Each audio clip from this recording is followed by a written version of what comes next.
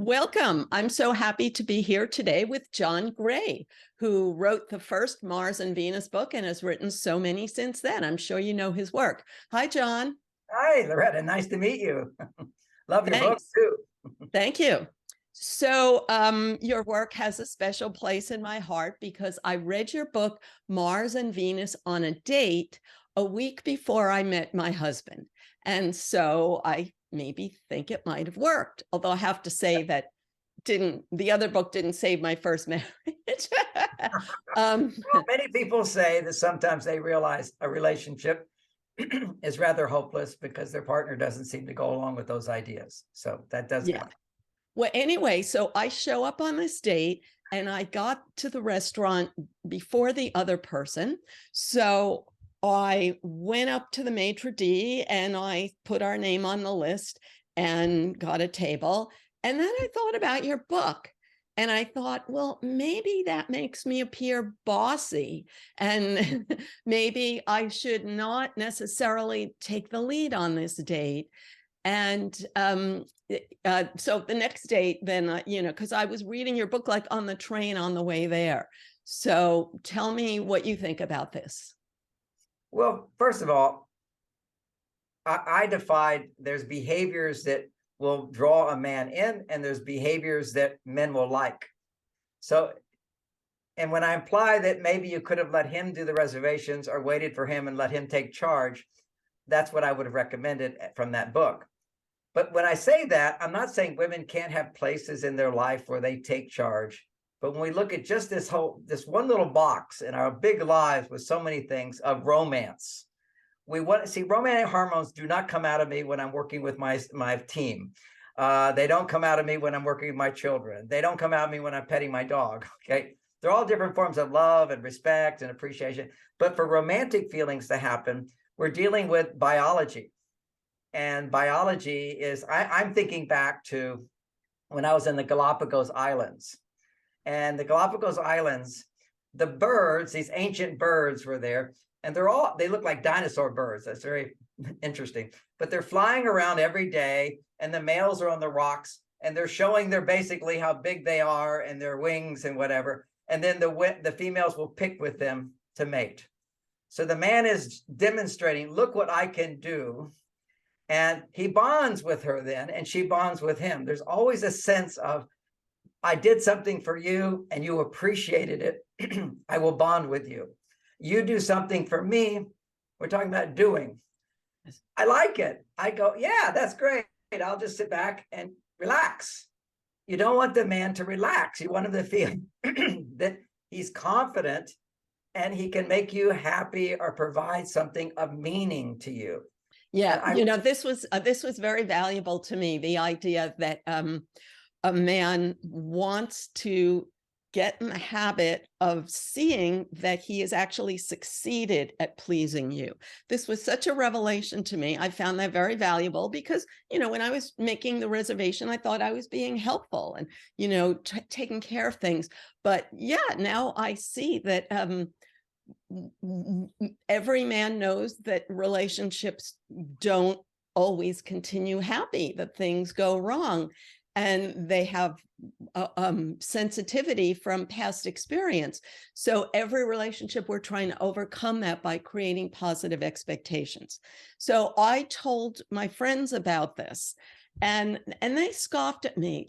My friend actually went to her husband and she said, Loretta said you actually want to please me. Is that true?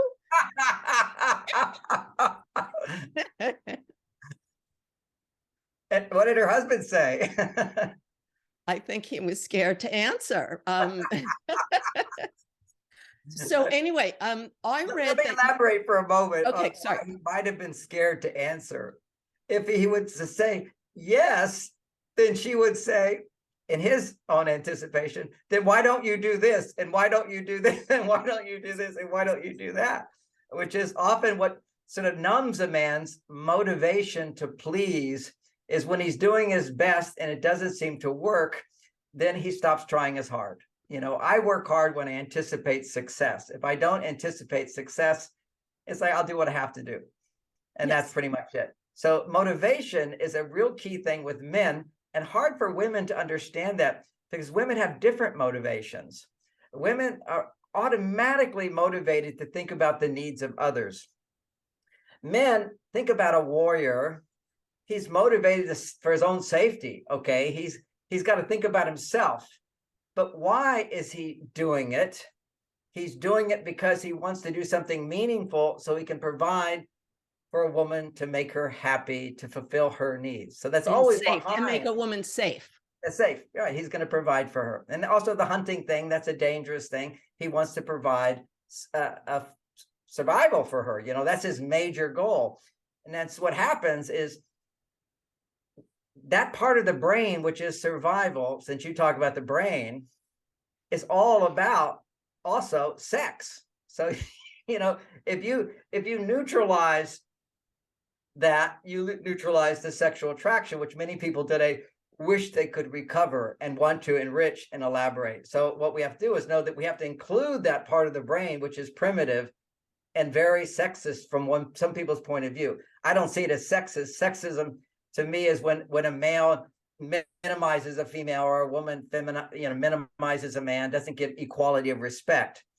But what I've always said in my work is equality is what we're looking for in all these areas. But equality doesn't mean we have to be the same. And that equal respect means people can be different. Yes. And then if we can be different, let that difference, which is who we are, be aligned with our physiology as well as our hopes and dreams of how we want to be. But we do have these basic tendencies inside. Exactly. So one of my readers sent me a quote from one of your videos that said that your relationship improved after you took dog obedience training. And this is exactly what I talk about all the time, the way we can retrain our inner mammal by learning what works on animals. And to actually be in the dog obedience class, I thought that must have been amazing. So what did you learn? Well, it's funny, my dog just walked in and walked out. What I learned, there's several things. I'll focus on one is we got a little puppy who was, we adopted her. And so she had some emotional issues, basically. She wasn't trained right from the beginning. And so when the dog would go out and run, Bonnie would say, come. Dog would never come. Okay, playing around, ignoring her and everything. So finally the dog would come. And when the dog came, she would say, bad dog, bad dog. So what she didn't understand that our trainer taught us, you're just telling her coming to me is bad. 10-second memory, you know, that sort of thing. Exactly. So one thing is whenever your partner does something good, don't point out to them yes, but you didn't do it yesterday, or you didn't do it then. You know, it tends to be when things are good, sometimes that's when one partner will start talking about, yes, but you didn't do this, you didn't do this, you didn't do this. So that's one thing we learn is whenever your partner does it right, make sure to acknowledge it. And when they don't, have a neutral attitude. Just you're not getting upset, the dog's not listening to you. Just gently persist, come. And then always don't say bad dog, but give them a treat. Okay. Yes. You always want to give them a treat because survival, food, you know, it goes right inside. You know, love is important, but also food is very important too. Right. So that was all sorts of treats. Yeah, all sorts of treats. And I'm trying to remember now another one of the dynamics of that, but that was one. There's probably several, but I wrote that book about 20 years ago. So, it's fine. So let me give you a dynamic of how to apply that one thing, which is catch him when he's doing it right and reward him. Exactly. All right. This is the art of getting a man to do more for you. And let me take a step back. We want to cover that, the dog. But what we're just talking about before is when we start out in relationships, women are impressed with a man's spontaneous and energetic motivation to prioritize you. That's called motivation. And so a woman has an unrealistic expectation because she thinks that once we get together, that will still be there. That's not there anymore. It has to be nurtured. The newness of the relationship stimulates dopamine that gives a man extra motivation to please. But once familiarity sets in, now we're talking more things like oxytocin, we're talking things like serotonin, the dopamine tends to go down in her presence. The first time you saw her naked, it's a big deal. But then after you've lived together 20 years, I've seen it, been there. And then, but he might see it over there and go, well, that's new and different. That's not my wife. So that it perks the dopamine. New and different stimulates dopamine. So that's for men. So they have that normal motivation. Now, in the beginning of relationship, women, on the other hand, are very happy with no matter what he does, because you haven't yet committed to him. You haven't started doing his laundry, or you haven't, doing nice things for him. So it's like everything you get is a bonus, extra, dessert. So women tend to be very happy about little things. Like when I have daughters, and when a boy would call them, oh, he called, they'd be so happy over the littlest things. So men get the mistaken notion that it doesn't take much to make her happy. Now, if it doesn't take much to make her happy, she's happy all the time when she sees me, then what happens to him is he thinks this is the perfect person. She'll always be happy. So as reality sets in, she's not always happy. So he feels, to a certain extent, betrayed. And she, on the other hand, he's not already motivated. So she feels betrayed, becomes less happy, then he becomes less motivated, back and forth. So we don't have an awareness of these mechanisms of dopamine in the brain. Now, having said all that, and I didn't mention one thing. For women, in the newness of a relationship, dopamine goes up for her. Always newness stimulates dopamine. But the reaction it has for her is, let me see if I can get this. Oh, maybe I can have this. Her dreams, her fantasies. Oh, it looks like he's so motivated. I can have this. I can have this. So when women are feeling I can have, they trust more. And when they trust more, their happiness increases as well. So over time, because the dopamine is going to go down, we're going to have changes. And that's where we need good insights, relationship skills to reawaken those feelings. So dog training was very helpful. Not to catch them when they're doing it right, reward them. So here I'm in my marriage with my wife. Bonnie and I were married for 32 years, 33 really, and she passed on with cancer. But we had all these problems, and we overcame them all, and I talk about in my books. But there was one that persisted for at least 10 years, and that's that I left the lights on in the living room quite often when I walk through. And she just could not understand how I could forget, and she gets so upset about it. And it was, in the beginning, it's no big deal, right? Oh, honey, you left the light on in the living room. It's no big deal because she thinks he'll hear me and then he'll turn it out. But when he doesn't, it's just a bad habit I have of walking through. I'm like always going forward, as fast as I can. So that's my side of it, not turning out the light. Her side of it is becoming more and more upset. Now, if you analyze why she's upset, if he can't do this little thing, how can I expect him to do something big? If he doesn't do this little thing, then he must not love me. Now, if you understand men are focused on big stuff. My attention goes primarily to big stuff. Why? Because big stuff gets more reward. That's no doubt about it. If I'm sitting on the bench in a football game, I get no glory. I'm going to get out there and get the acknowledgement and the appreciation that I need, which is what we get when we please a woman. We get a lot of acknowledgement and appreciation back, which is very hungry for that. That's how we feel loved the most, for what we do. Not who we are, that's good, but what we do. Now, so she figured this out. She said one day, and sometimes I did turn out the light, right? But mostly I didn't. So one day she tried a different tack rather than complain to me that, you forgot again, you forgot again. It was kind of like her life was miserable because I forgot to turn out the light. Well, we have a pretty good life here. So that gives the wrong message to me. And then how do I respond to that? And what am I supposed to say? I'm so sorry. It's not a big deal. You don't say I'm sorry over something little. You say, I hear you, or I'll try better next time. So, but I kept saying I'm sorry, and that made me feel kind of yucky because I wasn't sorry. So I did learn a technique, which is to say, when she would look at me with disapproval, I hear you. Now that at least kept the whole thing from getting sucked into darkness for a little while, where she feels he doesn't. She's looking at me like, you didn't do that. I don't know what to do. So finally I figured it out. I said, I hear you, and I'll try better. Okay, so that was one step, but it didn't really change that much. Then one day she came in and she said, with a smile on her face, like like something really good happened. And she said, John, I've noticed you've been turning out the light more lately. That's the first step. Then she said, and I just want to remind you not to do it. But she said, I just want to remind you how happy it makes me. And it's Mm. not, the next thing she said, and it's not a big deal. That's another thing that's really important for men. It's not a big deal, because it isn't a big deal, you know. So it's not a big deal.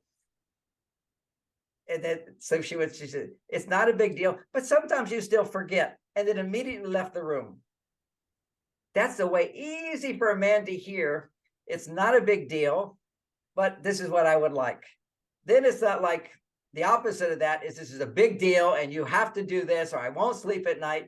Then a guy looks at that. Is it really that big of a deal? And as opposed to hearing what your need is and wanting to respond. So anyway, Great. that's a good example of how to find the positive. Throw in, it makes me really happy when you remember it's not a big deal. And I really love it when you do it. It's not a big deal. Oh, and sometimes you forget, you know, like kind of like afterthought. Sometimes you forget. Then Yeah. a man, actually, when you settle things down, a man makes them bigger. When you make them big, he tends to push it down. Okay, simple concept. Cool. So you've probably heard this story a lot where person has post-wedding blues, I'll call it, and you've already given a certain explanation, but I'll tell you how I explain it, and then happy to hear what you think. So people need Loretta, if you don't mind, you know that what you're about to say. Finally, it came up, another major lesson from dog training. Okay, so this is another lesson from dog training. So the dog used to jump up all the time. Jump up, jump up, jump up. And we say down, down, down, and get upset with the dog. Well, again, you're resisting. Whenever you push, people push back. When you push an animal, they push back. Okay, so basically down, down, down. This is an untrained dog. Now, I know if once you've trained a dog, you can say down and they'll go down. But down, you're pushing at them, you're mirroring their energy, you're pushing it back at them, they'll push back. This is just the way the world is in every sense. Push, pull, push, pull. Okay. So what the trainer told us, when your dog jumps up, immediately disengage from an emotional reaction and turn the opposite direction. Ignore them. Yes, absolutely. You So know what? I just did this with my grandson too, you know, with toddlers. When they do something you don't like, just quietly left the room, you know, not in anger, but just disengaged. Yes, love it, absolutely. love it, love it. It's just disengage. So just disengage, turn the other direction, and then come back and say sit and reward them. So it was no emotional punishment or upset or trying to change. Neutral attitude, disengaged. Then when you come back, as if nothing has happened bad, give them a command and give them a reward. And so that becomes the training process. And what you said so beautifully, the neutral attitude is so, so key. And it's really, really good when when a guy's in a bad mood. Okay, when a guy's in a bad mood, he tends to detach, he tends to pull away. And women tend to panic because women will tend to pull away when it's a big problem. If it's a little problem, they'll just talk about it, want to connect like that. It's only when it's a big problem, women just go, okay, I'm not talking. That means it's a bigger problem. But for men, the littlest things like just stress at work or whatever will cause us to temporarily just disengage. Have a neutral attitude, because in a sense, we can't change the things at work. So we have to turn around, be neutral for a little while, do something to make us feel good that doesn't involve our family or wife. Then we can re-engage.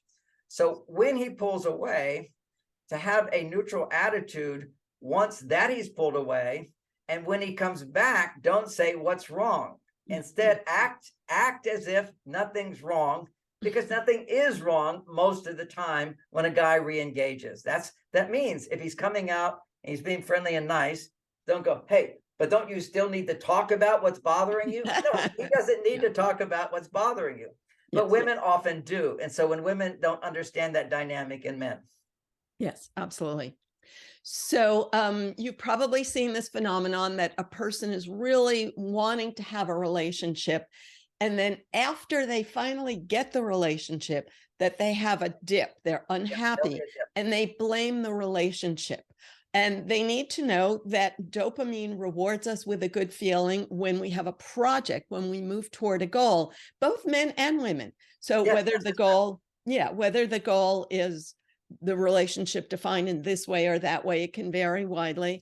But let me once you let get me it, oh, I'm sorry. Go ahead. You well, finished the once you get it, it doesn't stimulate your dopamine. And what I always say is you have to not blame your partner for that dopamine dip. You have to find another way to stimulate your dopamine without pursuing a different romantic relationship. So there are thousands of ways in the world to get excited about a project. If the yes. relationship is not a project, you need another project instead of blaming your partner for not stimulating you. So then everybody says to me, well, my partner should do the project with me. and but like it doesn't turn them on the same project. So I'm just Right. wondering what you think about I this. love what you're saying. There's this whole notion out there, and some maybe it works for some people, but not all the people I've worked with for 50 years. Is there's these ideas that we should do everything together. It was Gibran, a famous poet, he said that, two people are like the pillars of a temple. If they're too close, the temple will tip. They have to be at a space. But then we Oh, have oh. something called romance, which is we get these glimpses of coming together for brief periods of time. And then we come back to ourselves. We come together. And that's a metaphor for, I go on a great vacation with my wife. I'm with her all the time. That's wonderful. Then we need to go our separate ways, not from the point of view of I'm mad at you or whatever. No, I have a life separate from you. And it's very important. I have my projects. You have your, I like that word. And if I'll just add to it, maybe you say this as well, but if you have to have projects to feel alive, and women, if you don't have enough projects that don't involve your partner, he will become your project. Yes, exactly. Exactly. Yes. Which is another traumatic thing. Like one of my couples that I'm counseling now, they don't have a child. See, there's a child is a project, and it's a project you can do together, but also women will tend to, if a man is mostly at work, she doesn't work as much, she will make the project even better in her. And having that separate project frees her from the project of her husband. Because there is a phenomena, it's been around a long time. I didn't invent the word, called codependence. Tends to be a lot with women, much more with some men are, but it's making someone else's needs more important than your own. If you make your partner's needs more important than your own, and generally women will do this, so we'll look at the male-female dynamic here, because that's what I see most of the time. Making his needs more important than her, the outcome of that, and any woman that feels resentful for their partner, she's been doing that. Resentment is, look, I'm so good in the relationship, I'm not getting anything back. As opposed to, oh, I'm not very good in the relationship and I'm not getting anything back. You're not going to have resentment. You're just going to feel like I'm not a very good person. But when you feel resentful, it's because you're comparing, hey, I'm doing this, he's not. And that's an important dynamic, okay, is that we recognize codependence is when we make somebody else's needs more important than our own, you're actually training him to make his needs more important than yours. Yes. And it's when, you see, when you're happy because he's done something for you, he's going to think, oh, I want to do more of that more. I want to do more of that. He's going to start making your needs more important than his. And that beautiful, I call that the masculine spirit, which is to be of service to others. The nurturing spirit, which is those who are in need, you go for them. But the masculine energy, in a sense, takes care of those who nurture others. If you look at the basic dynamic of the basic historical, not psychologically evolved with all our new ideas that maybe some may be good, maybe some are not so good, but in harmony with where people have been for thousands and thousands of years, men particularly did the dirty, dangerous, difficult jobs.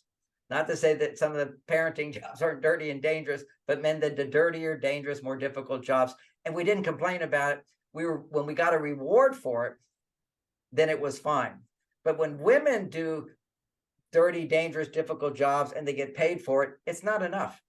They have a different need. You see, that when a mother is nurturing, this nurturing quality of finding someone who needs your help and you give to them, a child gives you back always unconditional love.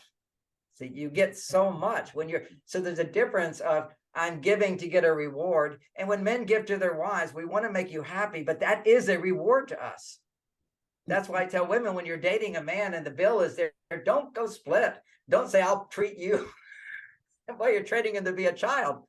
You just don't look at it and let him do it. And then when he picks it up, oh, thank you. See, you're giving him the gift by appreciating what he provided for you, just as he provided something. The reciprocity is not that now I need to treat you next time. And like with my buddies, we take turns paying for the meal. Okay, I'll pay tonight. Next time he'll pay. There's a reciprocity there. But with my wife, I always pay the bill, because if I do something that makes her feel fulfilled in some way, that gives meaning to my life more than the meaning of making money, serving the world, doing my teaching. That's one, I won't say more or less. That's one thing I need. I need to find my meaning there.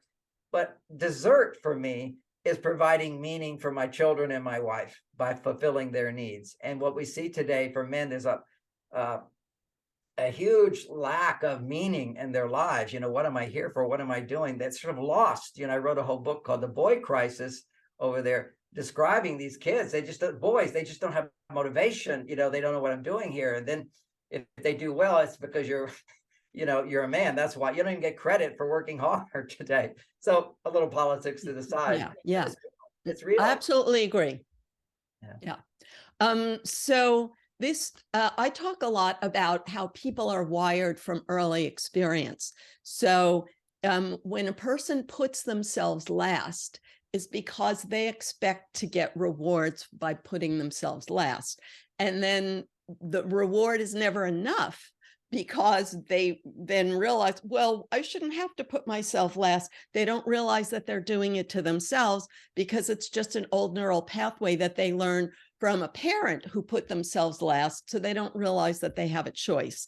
And you could be a man or a woman, but then to resent the other person for the fact that you're putting yourself last is really a bad loop, and it's just a real neural pathway that a person has built in the past. And once they see that it's just a pathway, then they can free themselves to stop doing it and to start doing something else. But it's really hard to overcome an old pathway.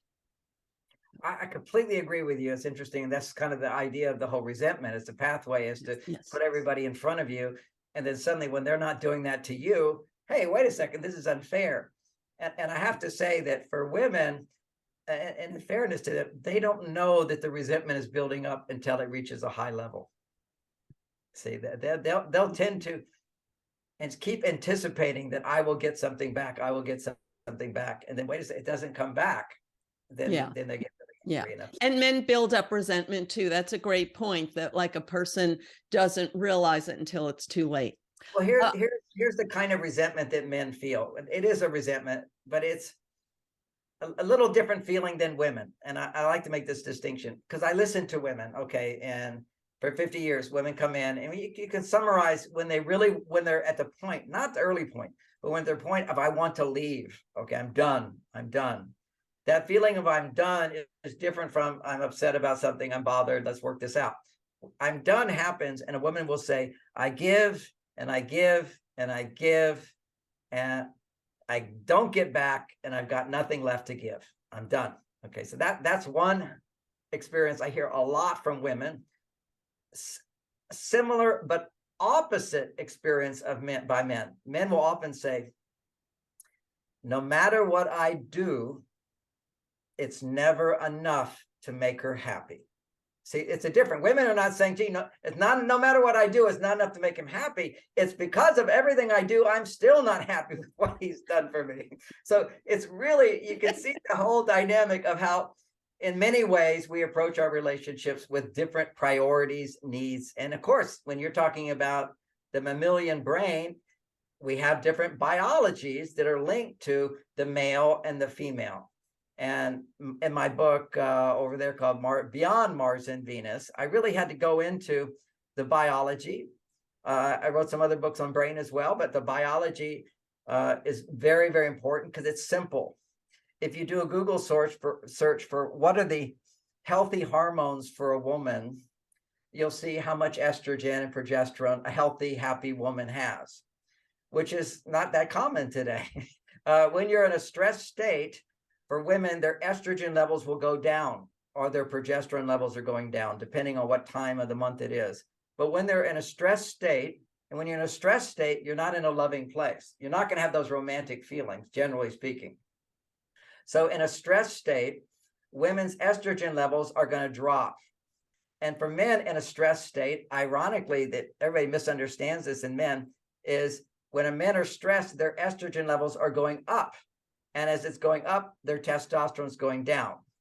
They're becoming emotional, fight or flight, anger or fear. And that is the absence of confidence, which is when testosterone goes up, we feel confident. I can do. I have a goal. I want this and I can get it. Then a man has high testosterone and his estrogen levels start to rise in balance with that. But when he feels I want something and I can't get it, what happens is estrogen levels start to go too high for a man's happiness and his testosterone goes down. So if you just do a simple Google search on what are the differences between men and women's hormones, you'll see that women need at least 10 times more estrogen than the average man. And if she has like a man's estrogen levels, she's stressed out. Now, if a man is happy and fulfilled, you'll see basically and motivated, he's got a job, whatever, his testosterone levels will be between 10 and 30 times more than a woman's testosterone levels. So what we see is biologically, if my team wins or I'm one of the players and I win, my testosterone levels shoot up. See, this is what happens with men. Success produces testosterone as well. For a woman, testosterone will go up. But what we see is that a woman's stress state is testosterone going up and estrogen going down. So for a woman to have, so we just say female hormones, male hormones, what increases male hormones, what increases female hormones, and anything that increases male hormones will motivate a man to give more. And anything that increases estrogen will build trust for a woman to open her heart. Okay, great summary. Thank you so much. Summary of that book. And all the different ways we can affect our hormones and how we can build them up and not and so forth without having to take hormones, although some people do, and that can sometimes help. Do you want to mention the name of the book that's most about the brain? Oh, well, that I wrote all about that book back in 2000. My finger's up there. It's called the Mars and Venus Diet Solution, which is focus on the brain rather than what you eat, and then also what you eat that can support the brain. But a poorly titled book, but it was really about the brain chemistry of men and women and how it differs and so forth. But you've already done that as well. Well, this is different from what I do because I focus on the universals of the happy brain chemicals, dopamine, serotonin, oxytocin, and endorphin. So this is very good addition. So, and when in my language, I often talk about negative expectations that you referred to this.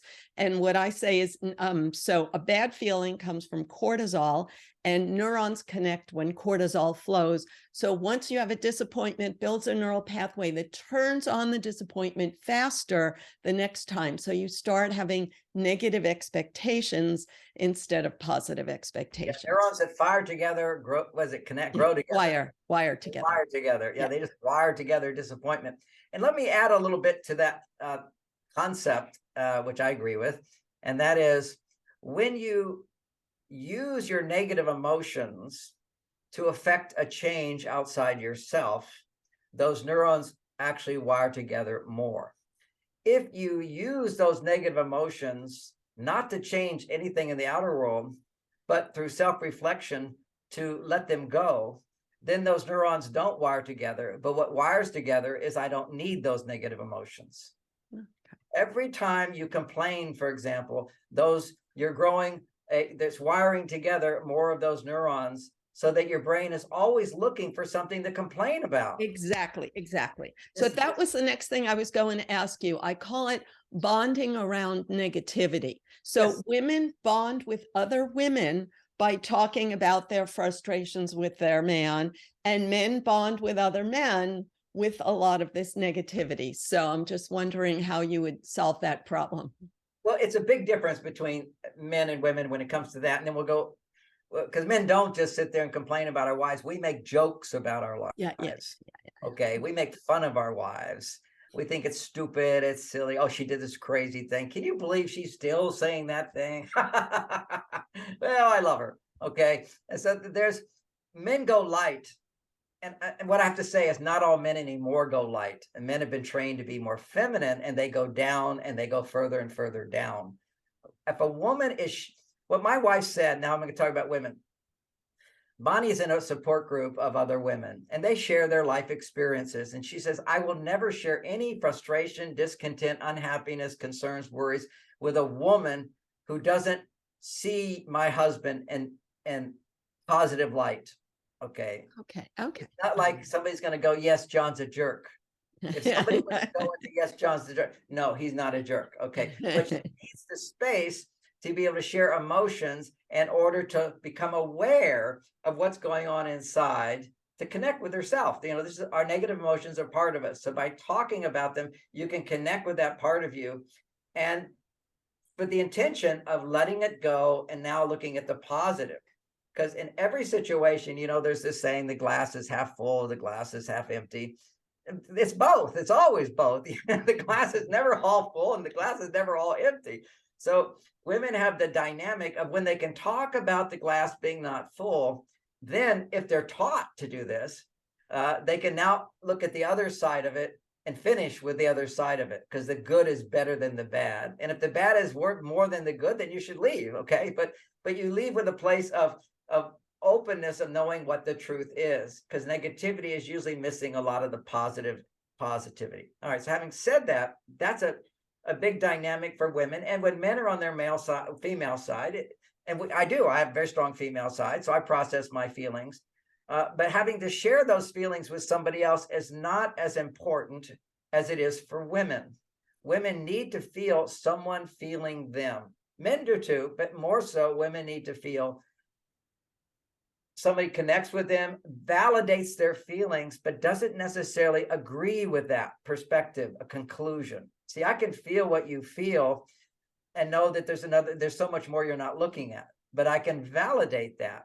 And so when women are sharing with each other, if they're sharing to score points that I'm a victim, it's just growing longer. If you're sharing with the commitment to come back and see the positive, those neurons are trained to see the positive. And so there's like riding a horse home every day. When you're negativity, your horse is wild, you're out there and your negativity, I'm going to become aware of it, and with greater awareness. And so I teach a process called feeling letter, processing feelings, love letter. I have different names for it in different books, but it's being honest to yourself. All right, right now I'm angry, or I hate, or I resent, whatever's inside, express it in a letter, and then go a little deeper. If I'm angry, what am I angry about? Well, I'm also disappointed. That's expectations.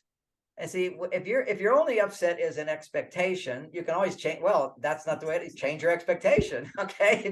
It's an easy fix. But when you're sad and disappointed, you have this expectation. My wife died. The reason it was so painful is I had the expectation I'm going to live our life together into our 90s, a nice, beautiful family with our children, our grandchildren. It's all so beautiful.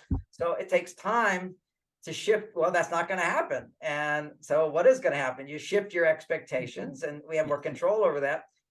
But the emotions take longer to shift. See, you got all that programming in the mammalian brain, all the attachment, which is there. And since we're talking about the mammalian brain, I'd like to, part of the loss, when we have a loss, whether it be you're divorced and your dream is over. See, that's still a loss. Even if you wanted to end the relationship, there was a dream that you had, an expectation. And so that expectation is based upon the imagination that I'll get what I want. So there's an attachment. It's as if you have it now. Freud explained need attachment. Now, need attachment, basically what it means is I fall in love with my wife. I need love. Everybody needs love. It's just men and women may show it in different ways and more meaningful ways, but we all need love. Now, I need love. I'm looking, I'm checking out, I'm doing, and finally I find love, someone who loves me. And as soon as my brain starts to attach to that love, I feel confident I can get my love. I trust the love. It's there. Now my wife loves me. I no longer feel I need love. I feel I need Bonnie. That's called need attachment. Oh, okay. So Okay. when Bonnie died, this is Freud's idea. I Oh, can't take credit for it, but when Bonnie dies, my brain goes crazy. It says, not my conscious mind knows I can't get anything, but my conditioned brain, years and years, 30 years, 35 years of loving her, depending on her for love, consciously and subconsciously. Now my brain goes, well, if she's not here to give me love, I can never have love again. And now I've been totally yes, yes. isolated. And for other people, this is what happens after a breakup. yes, And some people have, a lot of breakups and go through all of that. And it's so valuable to know that this is just a real neural pathway. It's an expectation built from a past reward that you've limited your reward structure. And now you have to broaden your reward structure I again. like that expression, limited your reward. What was it? Limiting your reward structure. Yeah, reward structure. I love that because your brain thinks my reward comes from this person and they're not there. And attachment happens more for women than men. This is an important point. Estrogen is the attachment hormone. Okay, I carry a baby. That's high estrogen levels. Okay, so it's estrogen. Attachment is the estrogen hormone, and women typically need 10 times more estrogen than men. And not that men can't have high estrogen, but women need that for well-being. And in order to have orgasm, make a baby, she needs twice as much. So at the time of ovulation, women's estrogen levels have doubled their normal level. And it's right from your normal level of estrogen, which you get by taking care of a child, you get by having a pet, you get by living in a nice, safe neighborhood, you get by feeling secure in a relationship, you get by having a nice job that you enjoy. Any of those things are going to produce estrogen in children and so forth. But for romance, that's what estrogen needs to double. And this is a biological phenomena that romance, as estrogen rises higher and higher and higher, then her testosterone levels rise more than normal. And when testosterone rises more than normal, that's what creates her the desire for intercourse, the desire for connection, the desire for romance. It's growing as her estrogen goes out of its normal range. So we have these, people figure this out. Men, they have that testosterone of wanting to have sex. That's part of their side of it. So many married women will say to me, and again, in the beginning, it's a little different because you got so much dopamine up there, right?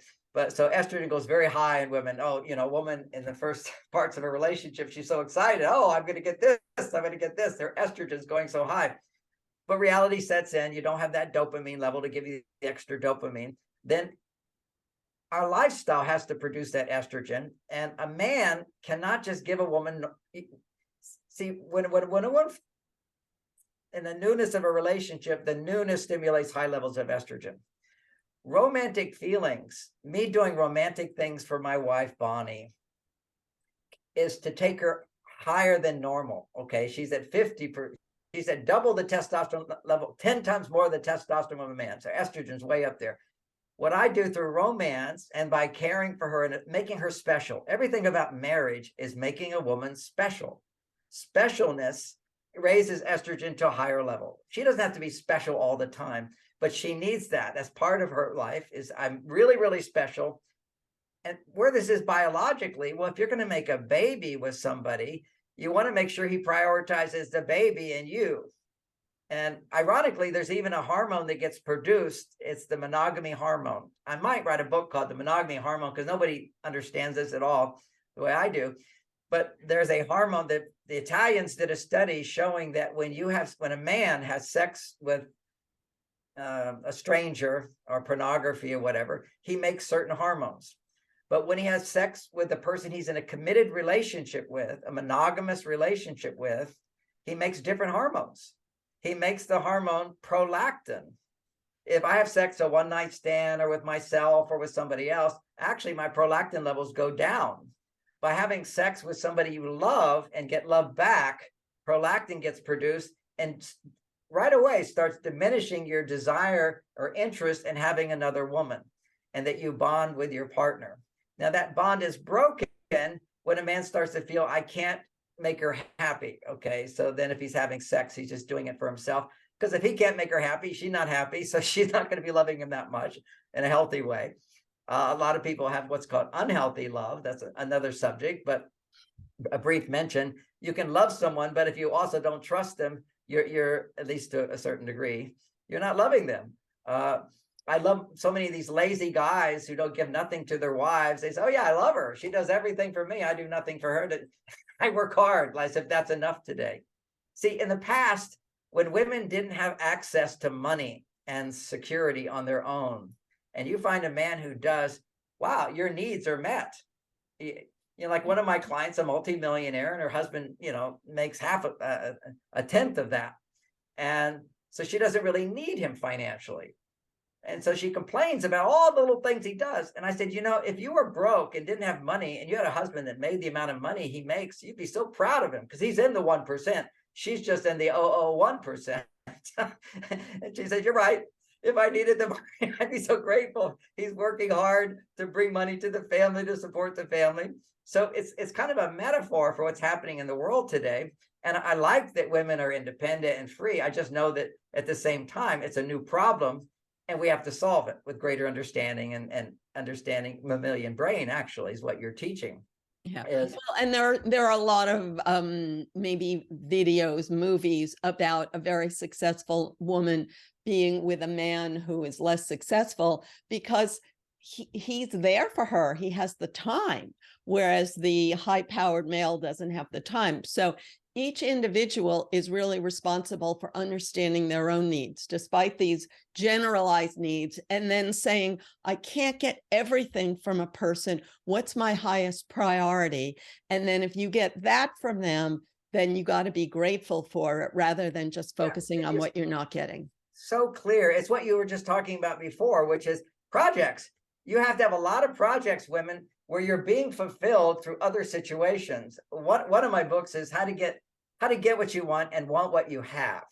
And one of the key factors there is understanding our different emotional needs, not just the male-female needs, which is most of my books are about men's needs, women's needs, how we can make sure they're both getting what they need. But a bigger part of it is there's 9 other major needs, like friendship, very important need. Bonding with someone of the same sex is very, very important. Like teenagers, girls go off with guys, guys go off with guys. Bonding, like for guys, bonding with other guys. And by the way, another way we bond as men is by doing things together and competing with each other and actually playfully put each other down. Things you just do not do with women. We'll say something, and we'll say something, just kidding. but that's how we do it. And you shouldn't do that with women. Okay, women have another way of sharing, so they go deeper. So women with women, understanding themselves, how they feel through other women, doing things with other women where they feel with people who are like me, who are just, I go through the same things. That's a bonding. Also play is very, very important. It's a part of that. You'll see in nature and animals where they have, it's a stage they go through where they play.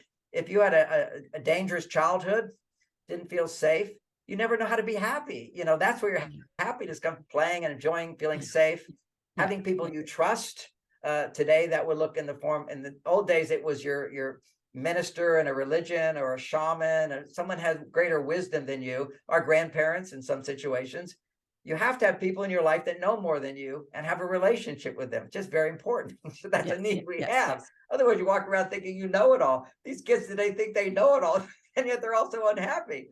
They don't know anything. Anyway, that's part of growing up. So we need to have someone we can depend on that knows more than us. We need people who we have fun with. And none of these things have to be with your partner. Some of it can be. That's okay. Exactly. You don't want to get glued into my partner gives me everything, because that's unhealthy.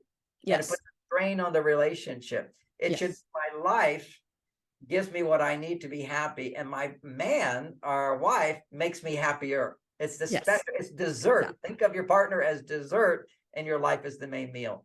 And spirituality is a part of that. We've become a non-spiritual country now with so many atheists and whatever. And, I understand why people give up what was thought about God in the past, but there is this idea of a higher power. There has to be a higher power in our lives. Otherwise, again, it's all up to you. And that's a hard place to be. And so whether it's true religions or we made up religions, just to have a friend, it's like an invisible friend who's there for you. Okay, angels. A lot of people say, I don't believe in God, but I believe in angels. Okay, whatever it is, there's got to be you got to have backup.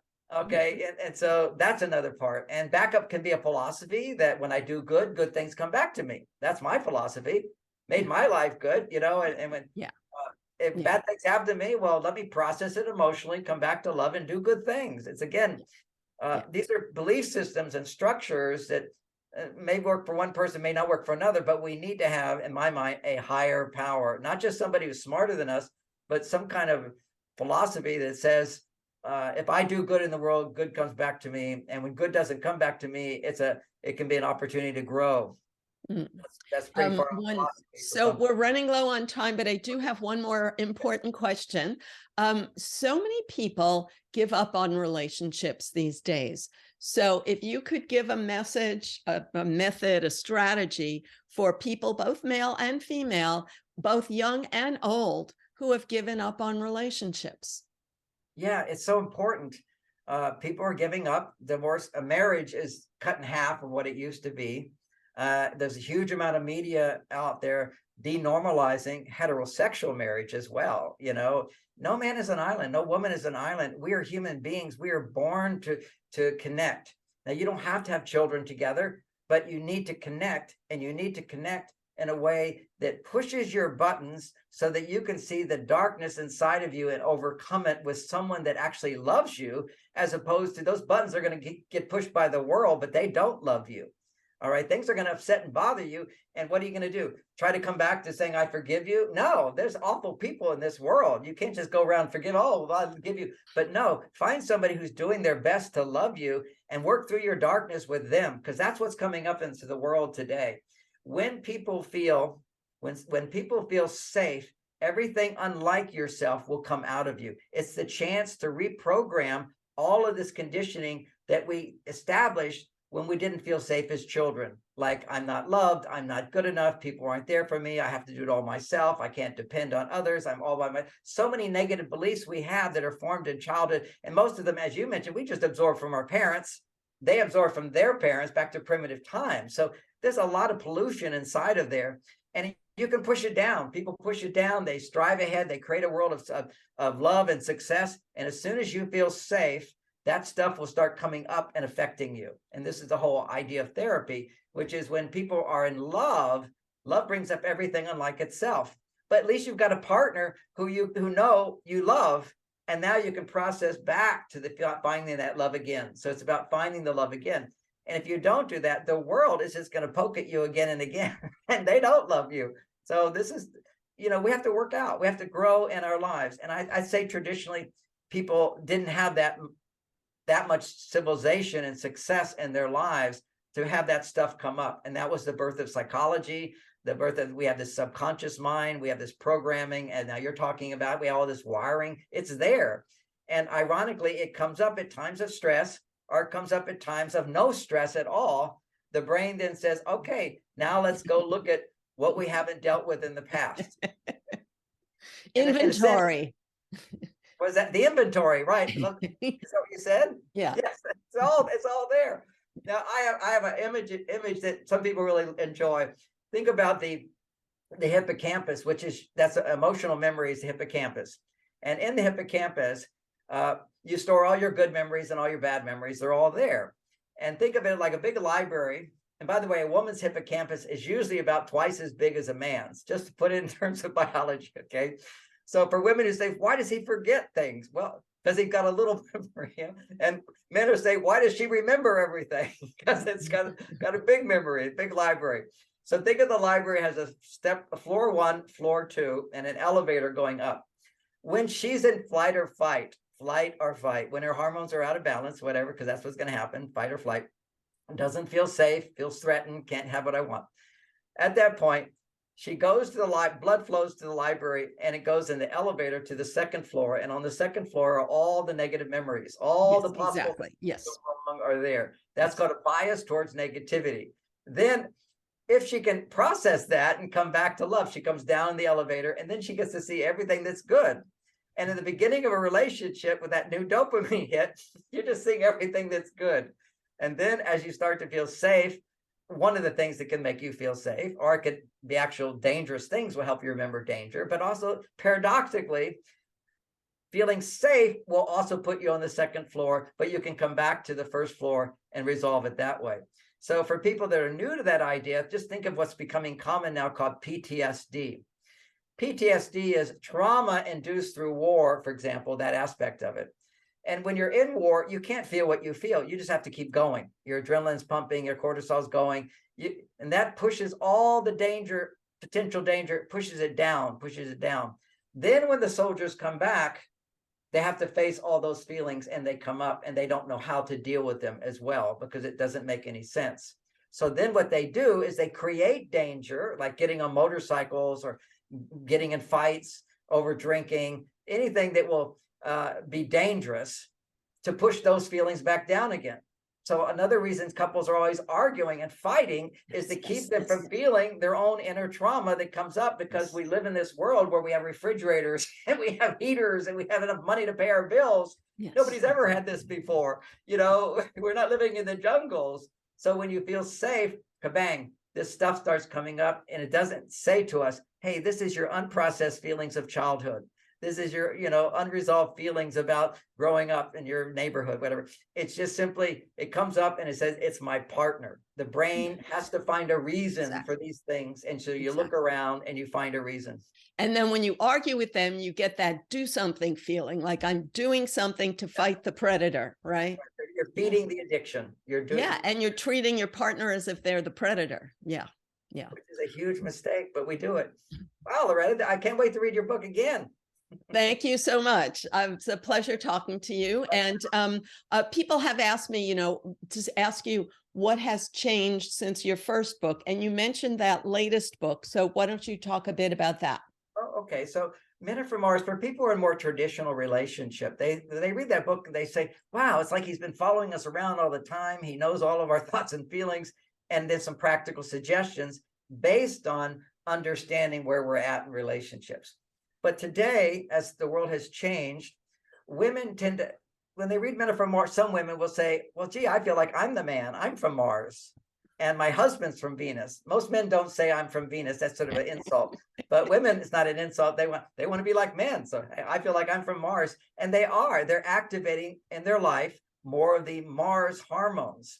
So I explain the problems that come from that. And I explain the solution, which is you can be on your Mars side for part of the time, but how to come back to your female side, how to make estrogen, how to make progesterone, how to produce oxytocin. And what's the name of that book?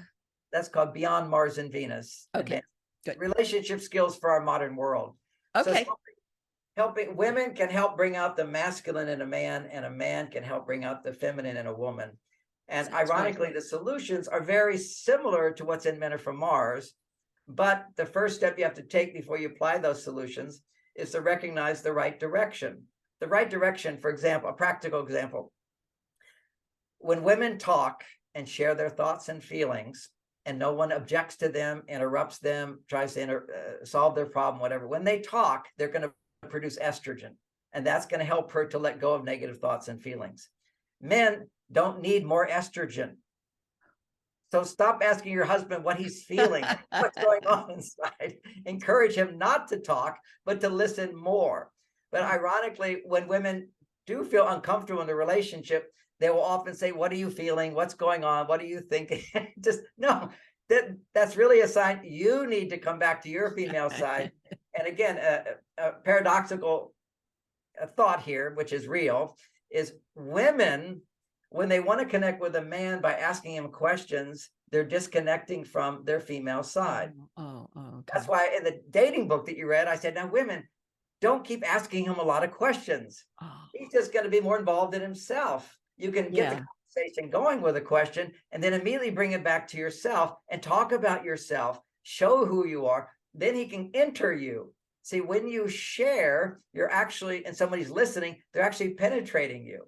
That's so a good listener is on their male side at that time. And a good sharer of feelings is on their female side.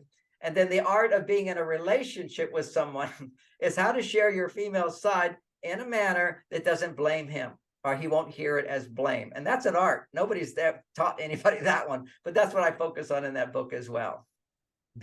Great. That sounds good. Well, such a pleasure. Keep in touch.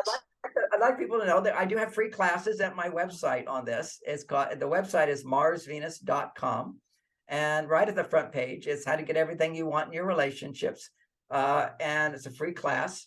And certainly you're not going to get it tomorrow, but it gives you the direction of the right place to go to do that. And I just want to say, in talking with you, it's been a real pleasure. And I'm looking forward to learning your message more. It's so important in the world. Thank you so much. It was a pleasure and look forward to that class. Bye.